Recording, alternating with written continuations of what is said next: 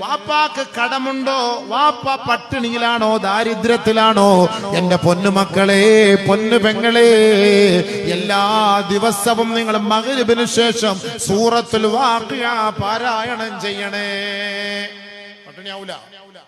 പട്ടിണിയാവൂല, ദാരിദ്ര്യത്തിലാവൂല. ബഹുമാനപ്പെട്ട അബ്ദുല്ലാഹ് ഇബ്നു മസ്ഊദ് റളിയല്ലാഹു തആല അൻഹു രോഗശയ്യയിൽ കിടക്കുകയാണ്. അന്ന് രാജ്യം ഭരിക്കുന്നത് ഉസ്മാൻ ഇബ്നു അഫ്ഫാൻ റളിയല്ലാഹു അൻഹു ആണ്.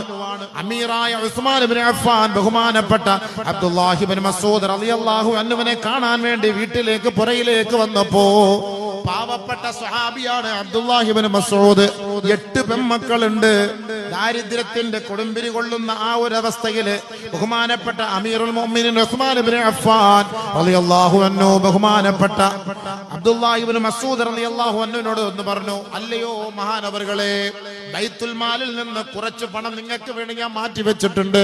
കാരണം നിങ്ങൾക്ക് 8 പെൺമക്കളാണ്, നിങ്ങൾക്ക് ബുദ്ധിമുട്ടും പ്രയാസങ്ങളുമാണെന്ന് എനിക്കറിയാം, നിങ്ങൾ പട്ടിണിയിലാണെന്നും പരിവട്ടത്തിലാണെന്നും എനിക്കറിയാം. അതുകൊണ്ട് ബൈത്തുൽ മാലിൽ നിന്ന് കുറച്ച് പൈസ നിങ്ങൾക്ക് വേണ്ടി എല്ലാ മാസവും ഞാൻ മാറ്റി വെച്ചിട്ടുണ്ട്.